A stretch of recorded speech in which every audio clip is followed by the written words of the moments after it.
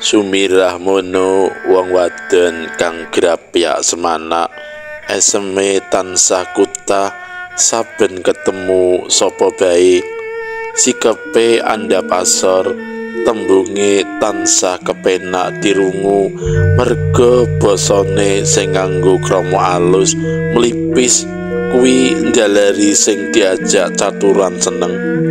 Dheweke uga tansah rumaget marang sapa bae senajan to pawongan kuwi mentas ditepungi.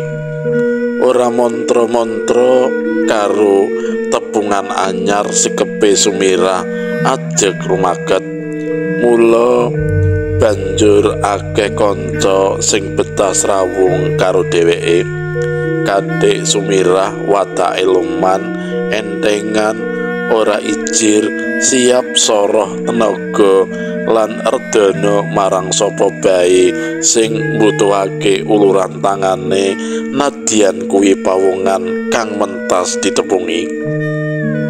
Sumirah klebu wong wadon kang gathekan apa maneh kasinungan rupa ayu pawakan sedhet rambute ngandan-andan kulite nguning langsep. Nanging kaluwiyane Sumirah liyane yaiku kawentar asring rabi. Ana yen wis ping 5 bae anggone ningkahan karo priya tur kabeh-kabeh duwe jabatan penting. Nanging ya kuwi mau kabeh bojone Sumirah mau wis padha duwe anak bojo. Dadi genahe Sumirah mono minangka bojo mbok nom sing ora dinikasah. Dheweke didadekake simpenan nganggo cara sluman-slumun slamet sama suka sama mau ngono kae. Saka anggone rabi kaping 5 mau Sumirah patutan anak 7. Nanging sawetara wektu candhake bojo-bojone Sumirah iku mesti mati. Rene Sumirah statuse mung bojo simpenan. Mula bojo-bojone sing wis padha jenat iku ora ninggali bondo donya. Kanggo nyambung uripe Sumirah nyambut gawe serabutan sak ketemune waton oleh bayar. Mikir dina tembene anak-anake supaya urip ora rekoso, Sumirah banjur nitipake bocah-bocah kuwi marang sapa bae kang gelem ngopeni mligine keluarga sing ora duwe anak.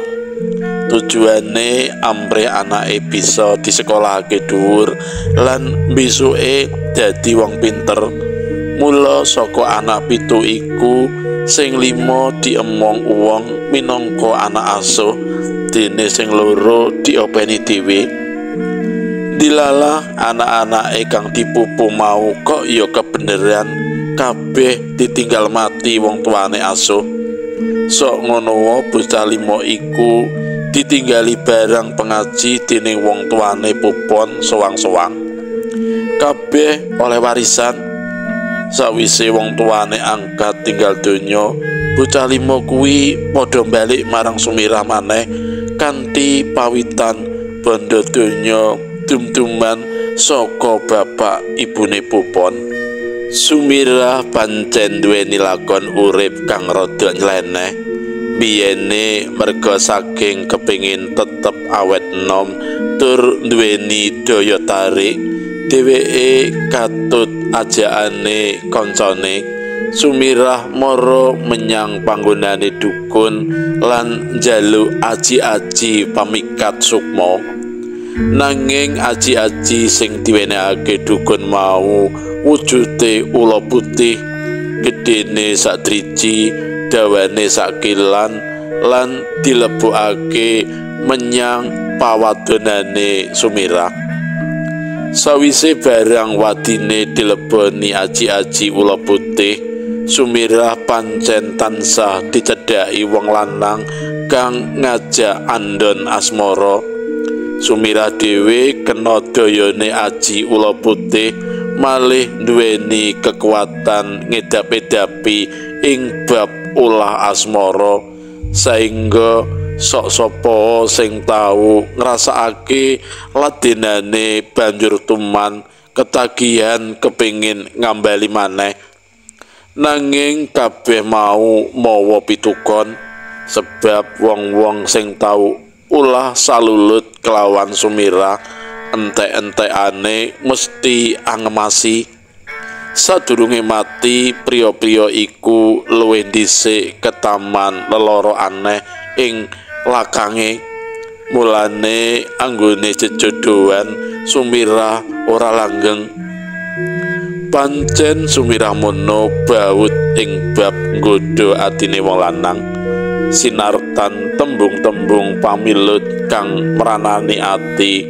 sarta basane alus lumer ndayani priya sing krungu padha runtuh bentenge kasetyan kanggo nelokake atine priya kejaba mawa tetembungan kang alus Sumirah uga karo ngempakake aji-ajine satemah wong lanang kang cedhak sangsaya kelet apa maneh ditambah ladenan ing peturon sing maremake Kang Mas mbok sampun kesesa kondur rumiyin monggo kula peteki rumiyin kersanipun sarira panjenengan ingkang lungkrah saged ical mangke lajeng siram ngangge toya anget sampun kula cawisaken sedaya kok ya kaya mangkono mau pamilute Sumirah marang wong lanang kang wis bubar butuhe banjur kepengin bali menyang omahe dhewe nguli bojone resmi merga tembung-tembung pamikat mau priya kasebut tansah katon-katonan Sumirah sikap lan tembunge Sumirah kang alus manuhara bisa gawe wong lanang luluh gonjing atine poyang payingan banjur pasrah ora nganggo pola cilakane menawa wong lanang mau napsune gedhe ora bisa disetop anggone kepingin nambah jatah maksa-maksa njaluk diladeni senadyan dipaksa-paksa nanging Sumirah duwe sirikan emoh ngladeni priya saben malam Jumat Kliwon nanging rene sing lanang ora kena disayuti kekarepane kepeksa Sumirah nerak pantangan ya merga rajang wewalere dukun sing menehi aji-aji ula putih mau tundone priya sing mentas resmi banjur kaserang leloro ingga dadi lan tiwase ujaring kondo sok sapa priya kang wani nerak wewaler ulah salulut karo Sumirah wanci malam Jumat Kliwon planangane bakal dicathek ula putih sing dumunung ing pawadonane Sumirah tumrap Sumirah dhewe tiwase bojone sing kaya ngono mau kaya-kaya ora nuwake sesanggan apa-apa dheweke tenang-tenang bae senadyan mbaka siji kurban-kurbane ngajal sing ngerti yen matine bojo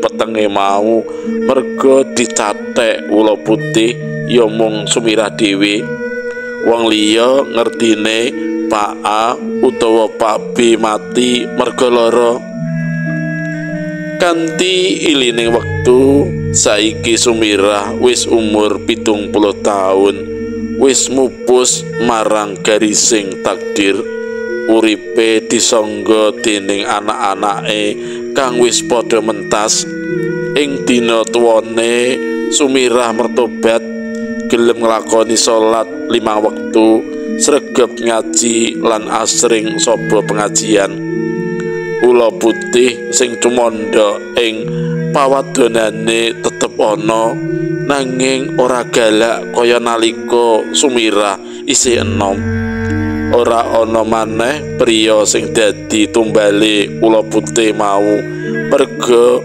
pancen wis ora ana wong lanang sing gelem ngumpuli Sumirah.